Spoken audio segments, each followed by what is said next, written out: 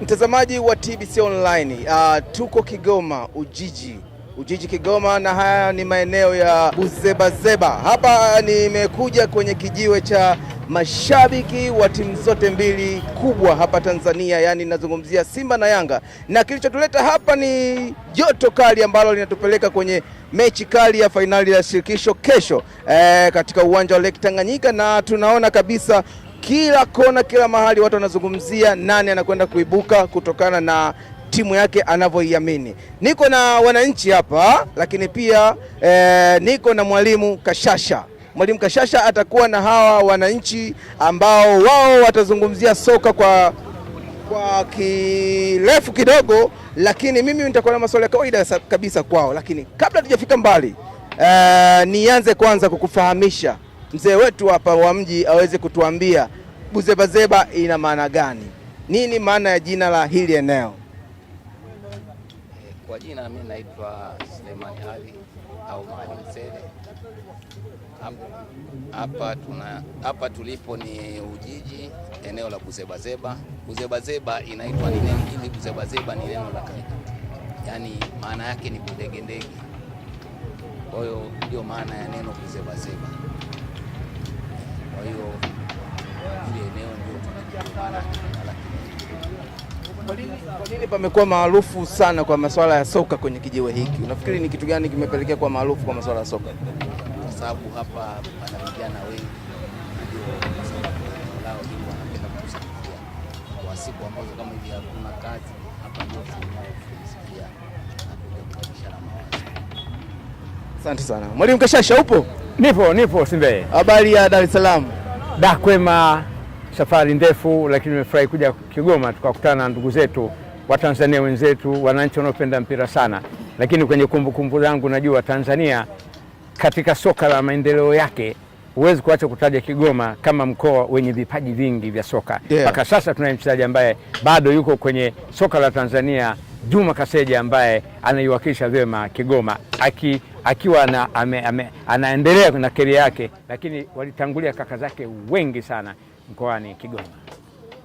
Wenyeji wa Kigoma Buzebazeba, hebu naombeni tumkaribishe mzee wetu Kashasha. Tunamkaribisha, hebu tupige makofi kidogo. Yes, Mwalimu Kashasha karibu sana. Sisi tulitangulia timu nzima ya TBC Online toka Jumatatu tuko hapa tumepiga kambi na tunawafahamisha wananchi kuhusiana na maandalizi ya soka fainali ya kesho, lakini pia na maendeleo kwa ujumla ya mkoa wa Kigoma. Mimi nianze na ndugu zangu hapa. Swali la kwanza ni waulize, hivi ni kwa nini mkoa wa Kigoma hauna timu ligi kuu, wakati tunaona wachezaji wengi sana kutoka Kigoma wanashiriki kwenye timu kubwa ambazo ziko ligi kuu? Mnafikiri sababu ni nini? Nani ataanza kuniambia hilo jibu la hilo swali langu? Kwa nini Kigoma haina timu inayoshiriki ligi kuu? Je wangu? Kwa majina naitwa Ustadhi Kaindo Abedi Songoro. Mimi ni mshabiki wa Simba. Nadhani sababu kwa nini hatuna timu ya soka ya ligi kuu hapa Kigoma, uongozi mbovu. Hatuna uongozi, hatuna viongozi wanaopenda soka, na ndio maana tunafeli mpaka sasa. Yaani hatuna kabisa, huo ndio uhalisia na hakuna kupepesa maneno. Mfano tu mfupi, angalia leo vimekuja vilabu vikubwa Tanzania vyenye wapenzi wengi, alafu uwanja wa kufanyia mazoezi ni mmoja. Ni aibu. Mkoa kama Kigoma una vipaji vingi, una historia katika soka kama alivyosema Mwalimu Kashasha, lakini tuna kiwanja kimoja cha mazoezi. Ni aibu. Kwa hiyo ni uongozi mbovu. Hatuna uongozi wanaopenda michezo katika mkoa huu wa Kigoma. Ili tupate viwanja, labda mnafikiri viongozi wafanye nini ili tupate viwanja na maeneo ya kufanyia mazoezi? Nani ananipa hilo jibu? Kwa jina naitwa Ayubu Jafari, mkazi wa Kigoma hapa, ni mwanachama kindaki wa Young Africa. Unajua, cha kwanza viongozi wengi wanaochaguliwa wanachaguliwa kwa mazoea. Kwa kuwa ni fulani, tumweke fulani ambaye anakuwa hana uwezo wa kutufikisha pale tunataka kwenda. Kwa hiyo anachokariri anafuatilia au anafanya kile alichokikuta. Kwa hiyo hajui wajibu wake wewe, kwa nini ni kiongozi, atafanya vipi ili atoe hapa mpira wa Kigoma sehemu ulipo ili tufike kwenye malengo. Kwa hiyo yeye anasimamia pale alipokuta, hivyo tu, hana uwezo wa kujiongeza yeye kama kiongozi, kupambania, kujua kuweza, kwa sababu mpira wa sasa hivi unataka wawekezaji, ajue jinsi gani kufanya. Viwanja vipo sasa, kuviboresha vile viwanja. Hakuna mtu mwenye uwezo wa kusapoti kitu kama hicho. Hakuna mtu wa kusapoti. Mwalimu Kashasha, naam, nirudi kwako. Unafikiri ni kwa nini Kigoma haina timu ambayo inashiriki ligi kuu na wachezaji ni wengi sana ambao wanatoka Kigoma wanaenda kushiriki timu zingine ambazo ziko ligi kuu? Kipi kifanyike? Wanakwama wapi na kipi kifanyike? Asante sana Simbeye na wananchi kwa ujumla, vijana ambao wamerespondi kwenye hilo. Yako mambo mengi. Tunajua mpira unaishi na una zama zake. Kipindi cha nyuma, kadiri dunia inavyokwenda, mpira mwanzo, na hasa kwa nchi za dunia ya tatu, tulikuwa tunaitwa hivyo, ukiondoa Ulaya, na mpira umeanzia kule, huku umekuja kama kuenea hivi, na unaweza kuona hata sasa hivi kunapokuwa na mabadiliko yote kwenye teknolojia ya mpira, hayaanzii Tanzania wala Afrika, mengi tunaona yanaanzia Ulaya. Kinachotokea, historia bado inatuhukumu, na inawezekana kuna baadhi ya watu wanaishi kwenye historia hiyo ambayo haina uhalisia. Historia kwenye soka inaonyesha kwamba mpira kwa Tanzania kwa sehemu kubwa ilikuwa ni burudani, yaani ufanyi kwa kujisikia. Shapiga ugali wako, umeshiba. Kigoma kuna migebuka, umeshiba. Nimeona barabarani huko tunakuja mpunga wa kutosha, unapiga ubwabwa, unamaliza, unasema jioni niende wapi? Unaenda kucheza mpira. Kwa sababu tu mpira unapendwa, watu wanacheza. Zama hizo zimepita, na kwa sababu hiyo tumekwenda kwenye zama nyingine ambazo zinahitaji fedha. Yaani unaposema mpira dunia ya leo, manake unazungumza hela. Sasa unapozungumza hela kwenye mpira, manake ni kwamba kwanza uwe na utashi. Kama alivyosema ndugu yangu hapa, lazima kuwe na utashi wa kweli. Kama jinsi ambavyo unasema siwezi kushinda njaa, nifanye nini watoto wangu kwenye familia wale? Kwa unaposema nataka mpira, lazima ufikirie unafanyaje ili mpira ucheze kwenye eneo lako. La kwanza ni kujenga utayari, elimu ya kutosha, watu watoka kwenye zama zile kufikiria kwamba mpira ni rahisi. Mpira rahisi haupo, kwa maana ya kwamba utaenda tu, bora umepata gozi ile kiwanjani wakati unacheza, hatutakuwa na soka la ushindani. Sasa hivi ni zama za kazi kwenye mpira, lakini tuko kwenye zama za mpira wa ushindani. Sasa mpira wa ushindani unahitajika nguvu kubwa, kwa lazima kuwe na elimu ya kutosha. Jamii ya Kigoma wajue kwamba mpira unahitaji uendeshwaji, mpira unahitaji fedha. Ina maana kila mmoja anayefikiria maendeleo ya mpira afikirie yeye anaweza kana msaada gani kwenye mpira ule, kuanzia kwenye level ya chini. Kwa sababu kwenye mtaa unaweza mkafikiria timu itatoka tu hewani. Timu haitoki hewani, timu inaanzia chini ili baadaye mpate timu kubwa. Kwa hiyo tufikirie kwanza kuondoa mentality ama fikra za kwamba mpira unaweza ukachezwa bila juhudi yoyote ya kutafuta fedha ili mpira uchezwe na uendeshwe kisasa, la kwanza. Lakini la pili, katika mazingira yetu yale ya Kigoma, kuwe na namna fulani ya uhamasishaji. Watu wawe pamoja, waone wanafanyaje kwa ajili ya mkoa. Ndugu yangu hapa amesema labda utayari viongozi hawana. Yawezekana kwa sababu sikai hapa sijui. Lakini je, wana juhudi zipi katika kuwaunganisha watu? Kwa sababu ili ucheze mpira na mpira umshirikishe kila mmoja, lazima uwaunganishe. Watu wajue dhana hiyo kwamba tunataka kucheza mpira, malengo ni haya. Kwa hiyo watu wajue ili tucheze mpira lazima tujisimamie. Ndio maana sasa hivi tunaona hata kwenye club level lazima mtoke. Nikisema TFF wataleta wadhamini, sio kazi yao. Nyinyi kama klabu tokeni, tafuta wafadhili, gonga hodi, fanya nini, andika proposal, mtapata fedha, alafu mtengeneze mazingira ya kwenda mbele. Lakini swala la kwa mfano viwanja hakuna. Ndugu yangu kasema hapa, sina hakika kama labda baraza la madiwani kwenye halmashauri wanaamua kwenda kuomba kieneo. Nitatoa mfano mdogo sana. Namungo leo wako ligi kuu, lakini ukienda pale Ruangwa kama kunayopajua, ilikuwa ni pori tu. Lakini baada dhana ya kuja kwamba tunataka timu, na ile timu kwa historia ilikuwa na wachimba madini wadogo tu wa kawaida. Kwa hiyo walianza kucheza makombe ya kawaida, makombe ya mbuzi, ya kombe ya nini, baadaye wakashinda wale. Kushinda mawazo ya watu yakaja, kumbe tunaweza kuwa na timu. Jamani, tuunganishe nguvu za vijana. Fika poli hili, serikali ya wilaya ile fika poli ilifanya nini, na ule ukuta ulivyojengwa ni kwa nguvu za wananchi. Kwa hiyo bado wananchi wa Kigoma mna nafasi. Yaani msikae mkaacha mawazo haya wafanye chama cha mpira peke yake. Lazima na nyinyi muwe ni wakereketwa, na mnapushi idea kwanza hata kwenye level ya mtaa, wakiona vijana wamechanganyika au wamechangamka na wanakuwa pamoja, poli kama lile mimi naliona limefekwa pale, simeka magoli ya miti, fanya nini, jioni mnakutana kinapigwa. Baadaye huo ndio uhamasishaji wenyewe, sio maneno porojo, hapana, hakuna politics kwenye football. Baada ya pale watu wataamka, na nyinyi wazee mnakuwa na nguvu ya kuwafuata. Jamani, tumetengeneza uwanja pale, lakini tunataka magoli ya chuma. Atapatikana tajiri, atakuja tu hata kwa kushirikiana bomba za magoli moja, watu watatu goli moja, watu 6 magoli 2 tayari. Baadaye tunataka tuweke alama. Ndugu zangu, ndo tunavyokwenda. Yaani unapotaka jambo wewe anzisha, lakini tukisema federation peke yake inaweza, haiwezekani. Unaona hata kwenye ngazi ya nchi bado TFF pale walipo, kila siku tunawasikia wanagonga hodi huku, wanagonga hodi huku, wanafanya nini mpaka na mataifa nje. Kwa hiyo ndugu zangu, hamjachelewa, ni wakati tu umepita. Baadaye mkijioga na sababu unapenda na vipaji vipo basi, lakini mbali na hiyo mna mabalozi wazuri wako wakina Kaseja mpaka leo wanaheshimika kwenye soka la Tanzania.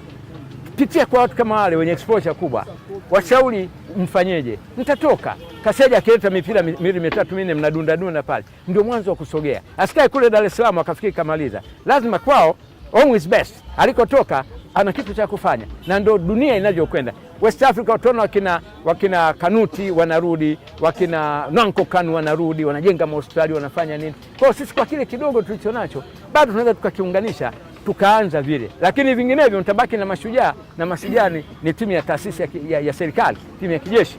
Wale popote walipo ni kwao. Toka hapa kwenda Mbeya kuna jeshi, toka hapa kwenda Mara kuna jeshi. Kwa hiyo ndugu zangu, bado hamjachelewa, ni kipindi kimepita, lakini wala msikate tamaa. Ninaamini mnaweza mkafanya, lakini uhamasishaji ni muhimu na utayari wa wananchi wenyewe ni muhimu sana katika. Hivi ni kwa nini Tanzania kila mtu kimuuliza timu yako ni ipi anataja Simba au Yanga? Hili tatizo ni tatizo kwanza, au unafikiri ni kwa nini kila mtu anataja kati ya hizo timu mbili kuwa yeye ni mshabiki kati ya hizo timu? Nani aniambie kwa nini Watanzania wanapenda Simba au Yanga tu, hata kama ana timu ya nyumbani inakuwa ni ya pili? Nani anaweza kuniambia? Kwa jina naitwa Adrey Amri. Mimi ninachokiona kikubwa ni mafanikio ya timu. Watu wanaposhabikia timu wanaangalia zenye mafanikio, hususa hizi timu ndogo ndogo hazijua na mafanikio katika ligi yetu, na ndio kinachochangia wazipende timu Simba na Yanga, kwa sababu zenyewe zina mafanikio na zinafanya vizuri Tanzania na nje. Kwa hicho mimi ninachokiona ndio sababu kuu. Nani mwingine anaweza kaongezea point hiyo hapo? Yeye amesema ni kwa sababu hizo timu zimeshafanikiwa. Zilifikaje huko kufanikiwa kama hawakujipanga? Ndio, mimi kwa majina naitwa Chakua Musa Umari. Pengine mimi labda ningefikiri upenzi wa Simba na Yanga Tanzania tunarithi, kwa sababu tukizungumzia historia ya soka Tanzania tutaanza kwa Yanga alafu tunafuata Simba. Kwa hiyo hata upenzi tunarithi kutoka kwa hao wazazi wetu waliotuzaa, maana tukisikiliza historia ya wazazi wetu walikuwa ni mashabiki wa Simba na Yanga. Ina maana historia hii itaendelea kwa vizazi vyetu vyote, kwamba hata kama timu nyingine itakuwa na mashabiki, lakini hawa wa Simba na Yanga watakuwa ni grade ya juu. Kwa hiyo kifupi nilifikiri hivyo, tunarisi huu ushabiki kutokea kwa wazazi wetu wa mwanzo. Kwa tunarisi kutoka kwa wazazi wetu. Nani mngeweza kaongezea upande huu moja? Nani? Nakushikia. Naitwa Athmani Idi, ni shabiki mkubwa wa Yanga da. Mimi nasema hivi, tatizo la kusema watu kushabikia timu kubwa hizi za Simba na Yanga sio kurithi, hapana. Ni mafanikio ya klabu, na vile vile tunazifuata Simba na Yanga kulingana na ndugu zetu. Asilimia 99 wachezaji wanaotoka Simba na Yanga wako mikoa mbalimbali. Mfano kama Kigoma wamepitia na upande wa Yanga amepitia Said Maulidi, wamepitia watu mbalimbali wengi sana wa kutoka Kigoma. Lazima mimi kama mzalendo, shabiki wa Yanga, lazima nishabikie ile timu kulingana na ule uzalendo. Na kuja za kimfano timu yetu Mashujaa leo hii, hata itoke Simba Dar es Salaam, atoke Yanga Dar es Salaam, akija kucheza na Mashujaa Kigoma, mimi ni Yanga lakini huwa nageuka naangalia ule uzalendo, nashabikia Mashujaa. Lakini anapotoka Yanga hapa kwenda kucheza mikoani na hama kuwa nini Yanga. Labda niseme kwa hilo tu. Uzalendo ndio unawafanya watu wawe kwenye timu hizo mbili kubwa. Mwalimu Kashasha, hebu niambie wewe, unafikiri kwa nini Simba na Yanga? Kila mtu Simba au Yanga? Yako mambo mengi, lakini kubwa ni kama walivyosema ndugu zetu hawa wapenzi wa mpira. Hapa nikiangalia ambaye labda ana umri kidogo, unaweza ukafanana na timu za Yanga na Simba kidogo, ni huyu mzee mwenzangu huyo. The rest wote waliobaki ni wajuzi tu hawa. Kwa hiyo wanafuata reli tu, yani wanafuata mkumbo. Hiyo ni ya kwanza, kwamba wamezikuta ni timu za muda mrefu, zinakaribia miaka 100. Huyu amezaliwa 1935, huyu 36, mtu na mdogo wake. Katika maana ile zikaanza kufanikiwa. Lakini kibaya zaidi, nyuma ya Simba na Yanga ni timu ambazo kufa kwake ni kugumu mno, kwa sababu ziko kwenye nguvu za watu wa kawaida. Yani kufa zile timu ni shughuli kubwa, na ndio maana hata anayekuja tu kwa haraka anafikiria kwa kuweka nguvu Simba na Yanga, kwa sababu ya mpira wa biashara. Sasa hivi fan base ya Simba na Yanga ni kubwa mno. Timu nyingine zinaweza kaanza, lakini hasifiki mbali kama walivyosema, kwa sababu unakuta ni timu ya shirika, labda timu ya idara. Baada ya muda pale kiongozi alikuwepo pale hapendi mpira, timu inakufa. Na kwa hiyo misingi ya uanzishwaji wa hizi timu pia inachangia. Lakini nyuma ya Simba na Yanga pia tutakumbuka hata historia ya nchi, kwa maana kuelekea kwenye uhuru. Hizi timu zina historia ndefu sana kwenye uhuru tulionao huu. Kwa hiyo inapelekea watu waione Simba na Yanga sasa wakikuta kwenye mafanikio. Kwa mfano vibe kama hili la kesho, ama joto liloko Kigoma leo, mtoto mdogo wa darasa la pili la tatu atauliza swali, kwani kuna nini? Kuna mpira, anacheza na nani? Simba na Yanga. Sasa akili ya kwa nini aende Simba au Yanga ataangalia nyumbani kwake, wakirudi wanazungumza nini zaidi, automatically anakuwa upande ule ambao anaona nyumbani ndio ajenda. Kwa hiyo kwa kweli Simba na Yanga ni kila kitu, ni timu za urithi, ingawa wakati mwingine wanasema mafanikio. Mimi nasema hazijafanikiwa kivile. Umri wa miaka 80 na kitu, lakini tunazungumza mpaka leo mafanikio ya juu ni kuingia makundi. Mkinusa robo finali, basi watu hawalali usingizi. Baada tujafanikiwa. Miaka 85 ni mingi mno, ni karibu miaka 100. Kwa nyinyi mashabiki mfikie mara muone kwamba msijivune na mafanikio tuliyopata Simba na Yanga. Nchi na uhuru toka tumeupata mwaka 61, nchi imetulia, nchi yenye upendo namna hii, nchi ya viongozi hawa, watu wa watendaji wa vyombo vya habari wamekuja hapa kwa ulaini tu, amewaomba wazee kama nyinyi mmetoka manyumbani mmekubali. Nchi zingine kitu huwezi kukiona, lakini bado tunacheza makundi, tukifika makundi tu hatari tumefanikiwa. Robo finali ndio kabisa. Kwa hiyo bado sisi tunatakiwa kwenda nusu finali na finali. Safari mnaweza mkao na Simba alikorudia, aliyempiga Simba hapa ndio kwenda kucheza finali. Sasa mafanikio yale tunayahitaji. Lakini la mwisho niseme, ifikie mahala na nyinyi mashabiki, na mimi nichomekee hapo, mwe wa kweli. Yani msipende kupenda timu hizi bila kuangalia uhalisia.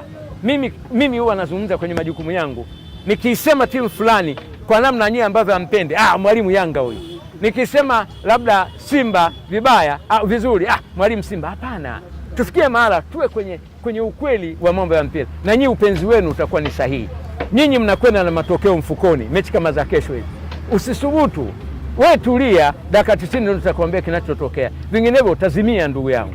Tuzipende, lakini tuzipende kwa weledi pia. Tusipende bora tunapenda. Timu mbovu. Timu ina migogoro, useme tu kwa kinywa chako. Timu ina matatizo, yale yatakuwa ndio maendeleo ya timu. Wakijua udhaifu wao kutoka kwenu mashabiki, watajirekebisha. Lakini kama mnasifia hata kama mambo sio mazuri, timu zitabaki kudumaa hizi. Miaka 100 tunaishia makundi, tunasema tumefanikiwa sana. Mliosema mafanikio, sipingani na mawazo yenu, lakini kwangu mimi, kwa umri wa nchi, amani iliyopo, utulivu tuliokuwa nao, upendo tuliokuwa nao Tanzania, hatuhitaji kufikia tumefanikiwa. Tucheze finali. Mwaka huu tuna timu 4 kwenye kombe la shirikisho 2, klabu bingwa timu 2. Sasa haitakiwi zirudi zile, natakiwa zivute na wengine. Mwaka tunakuwa na timu 6. Saa 10 Simba na Yanga wanaingia uwanjani. Kama sio dakika 90 basi ni 120, itategemea na matokeo ya dakika 90 za mwanzo. Hebu tuangalie mashabiki wa Simba. Nyie mnasemaje kuhusiana na timu yenu? Shabiki wa Simba mmoja niambie, anaizungumziaje timu yake? Bwana Blaza, mpaka dakika hizi tayari mechi tushamaliza. Kwa sababu mpaka dakika hii Simba kama Simba mnyama mkali, aina ya Simba mkali huwa sisi atuongeagi sana. Sisi tunaoma na kung'ata na kumaliza. Kwa mpaka dakika Yanga wanatetemeka. Wenyewe wanajua tu wataka wasitaki tayari Simba ushindi ashachukua. Kwa hiyo sisi bali sisi tunaenda tu kuchukua ushindi wetu, kuchetu kwa mbele yetu, kwa sababu tayari hatuna mechi kucheza nayo. Kwa sababu kama tu Ahali wenyewe tu wanakubali kama Simba ni baba lao. Ni kwamba Yanga ndo nani? Lakini mmepigwa kama nyuma hapo siku mechi kadhaa. Hapana, sisi tuliachia tu. Na wamesema anawapiga kwenye mshono, unasemaje? Hapana basi tu maneno ya Yanga wanaongea tu. Wanaongea tu bado waongee basi. Lakini si Yanga sisi tumewachia tu ile goli moja tumisi tumewapa tu. Ili wajione angalau wenyewe kwamba na sisi mpira kucheza tunajua. Lakini sisi Tanganyika tu kwa siku ya kesho saa 10 mpaka saa 11 12 tayari ushindi ushamaliza. Bwana shughuli wameshamaliza Simba. Yanga mnasemaje? Yanga unasemaje? Wanasema wameshamaliza mchezo. Unajua mimi nasema ngoma ya mtoto haikeshi. Ni muda mfupi tu ngoma itavuma, baadaye itapasuka. Ni kwamba Yanga wapo vizuri, tumejipanga na tayari Simba wameshapoteza mechi 2 hivi karibuni. Kombe la Mapinduzi kule tumebeba, tumempiga. Amekuja hapa Taifa ligi kuu tumempiga. Kwa hiyo tayari ana majeraha mawili, ana mishono miwili. Kwa hiyo kesho yeye mwenyewe anakuwa hajiamini kabisa. Na kesho tunaenda kupiga kwenye mshono, tunaenda kuchana zile nyuzi ili aende akapelekwe tena theater akapigwe nyuzi zingine. Yanga wapo vizuri, wamejipanga kwa kushinda hizo mechi 2 mfululizo. Ni kwamba Simba ile hali ya kujiamini imepotea. Na leo unaanza kuona tayari kuna marumbano na migogoro wao kwa wao. Ni game ngumu, tuheshimu mawazo yao. Mpira siku zote dakika 90. Dakika 90 ndio zitakwenda kuamua kesho, si ndio Mwalimu Kashasha? Naam. Lakini nimeona, labda unisaidie wewe. Ninaona kama joto lipo kali sana kwa mashabiki na tayari wana matokeo yao mfukoni. Wewe unawaambiaje? Ni vizuri, kazi ya mashabiki ndio hiyo, kwa sababu sio wataalamu. Kwa hiyo wanachofikiria ndio hicho. Ila Darosa kwa upande wake anajua, Nabi kwa upande wake anajua nini cha kufanya, lakini mimi niseme tu mpira ni mbinu. Dakika 90 zilizotangulia kila mmoja alijua anashinda Simba kwa sababu ya ubora wa mchezaji mmoja, lakini Mwalimu Nabi akawa na jicho la mbali sana, akajua Simba inashinda kwa sababu gani. Kuna vitu vingi kwenye mpira ambavyo kitaalamu ukivijua upate tabu. Akajua hawa wanacheza kwa sababu 1 2 3. Kaziba mianya ile.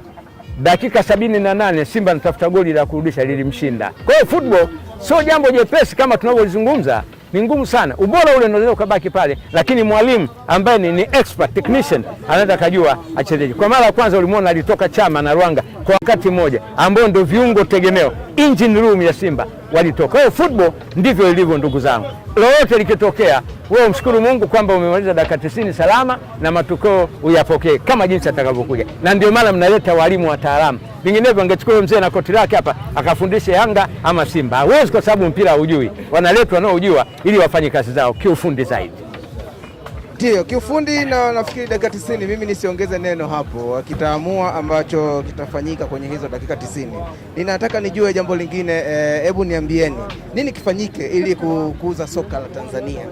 Soka la Tanzania ni kitu gani kifanyike ili tuweze kukuza hilo soka? Nani anaweza kuniambia hiyo? Kuna mambo mengi sana ya kufanya ili kuhakikisha soka la Tanzania linaweza kwanza kuwa na academy za vijana wadogo. Lazima tuwe na academy zitakazowalea vijana soka.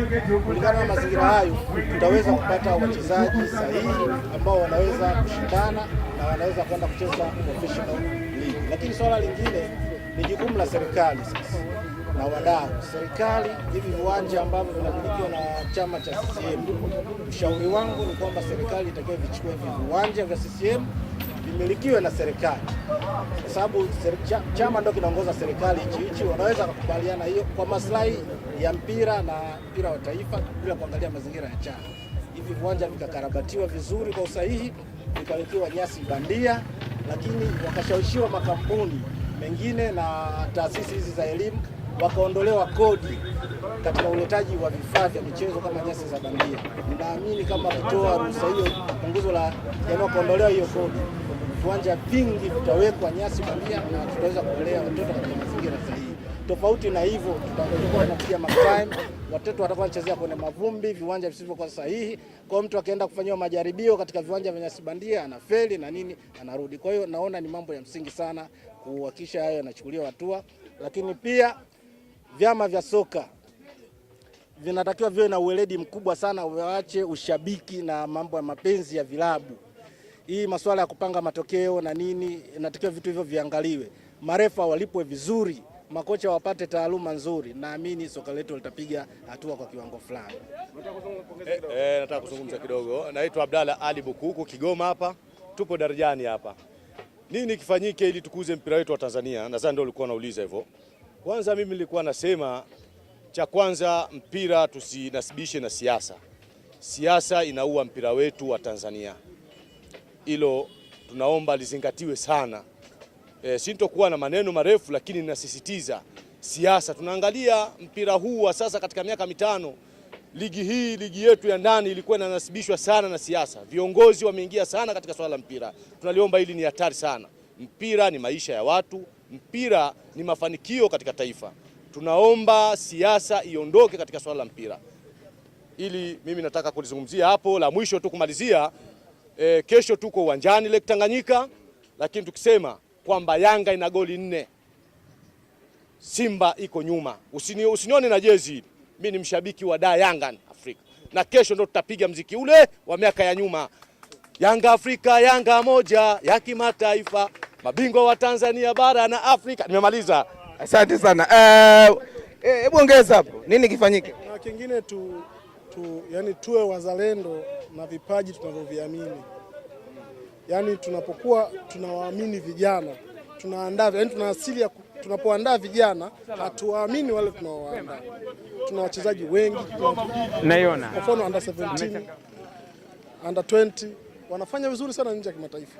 Lakini wale wachezaji watapotoka wakirudi ndani, tunawaacha tu, hatuwaboreshi, hatuwaamini kwa kile walichokifanya kule. Mwisho wa siku hata mchezaji akitoka tu Kongo, kwa kuwa tukatoka Kongo, hata kama ajui, akishakuja kwenye vilabu vyetu sisi tunaamini anajua. Lakini hapa kuna vipaji kuna wachezaji wako wana vipaji vizuri, tukiwaamini kwa design yoyote ile, haijalishi. Yani ukishamwamini mchezaji, wewe muamini, mpe nafasi, najua atafanya vizuri. Na lazima tupate majina wachezaji wengi watafanya vizuri ndani ya nchi yetu. Kwa naomba hilo tu. Mwalimu Kashasha, wewe unasemaje kwenye hilo? Nini kifanyike ili kukuza soka la Tanzania?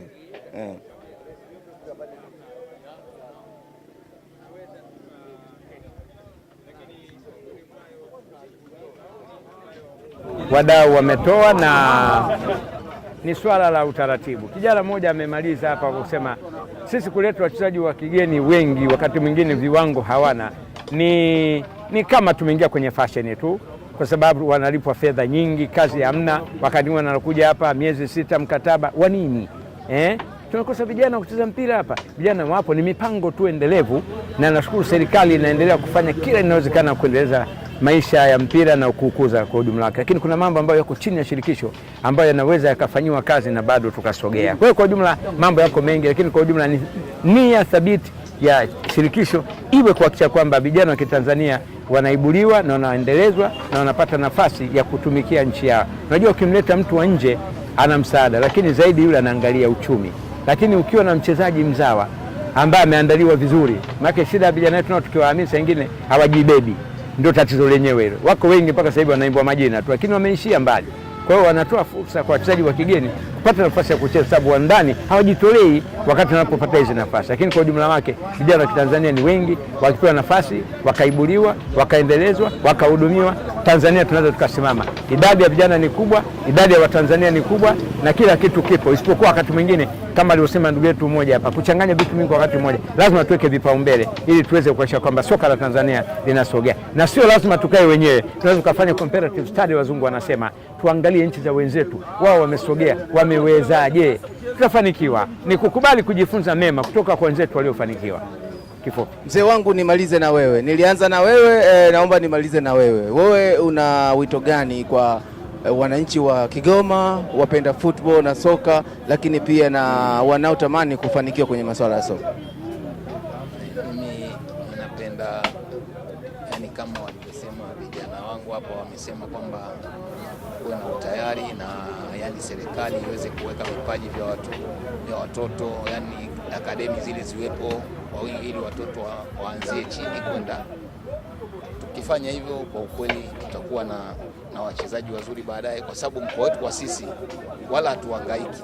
Tulikuwa na timu yetu hapa ya vijana ile walikwenda wakachukua na kombe wakaleta na wakachukuliwa wengine, timu ya taifa ikaenda hadi Brazil. ikaleta kombe lakini waliporudi serikali iliwatupa tu, haikuwaangalia wala haikufanyika. Kwa hiyo kwamba wale vile tu wangeshikiliwa, leo tungekuwa na wachezaji wazuri. Kwa hiyo hicho ni moja kwamba ninasema kwamba serikali vile vile nikiwape kipaumbele wale wanaoonekana wanaofanya vizuri, basi iwaangalie kwa jicho la pili. Asante sana jamani, na nishukuru sana Mwalimu Kashasha na wananchi wa hapa Buzebazeba kwa kikao kizuri sana ambacho tumekifanya, na hizi ni dakika 30 ambazo tumeweza kufanya tathmini sisi wenyewe kwa masuala ya soka kwa ujumla, kwa mafanikio, nini kifanyike na mambo mengine mbalimbali. Mwalimu Kashasha, nakushukuru sana. Au unataka kuzungumza? Nashukuru sana tu ndugu zetu kwa ukarimu wao walivyotupokea, lakini na ushirikiano wao kwenye hii program ya jioni. Naona wazee wazima wameacha shughuli zao, lakini wamekuja kwa sababu ya umuhimu wa chombo chao cha taifa TBC, katika maana ya kujaribu kutoa mawazo yao, na hii ni fursa pekee kwao kuweza kupata nafasi ya kuzungumza moja kwa moja kwenye chombo cha taifa. Nawashukuruni sana. Asante. Mtazamaji wa TBC Online, zilikuwa ni dakika 30 za Mwalimu Kashasha hapa kijiwe cha Buzebazeba, Kigoma Ujiji. Mimi ni Ezekiel Simbeye, nilikuwa na wewe mwanzo mpaka mwisho. Kini Silvanus Smoke ndiye alikuwa nyuma ya kamera na ameweza kufanya mambo haya mengi na mazuri sana. Nikushukuru na nikutakie jioni njema. Asante.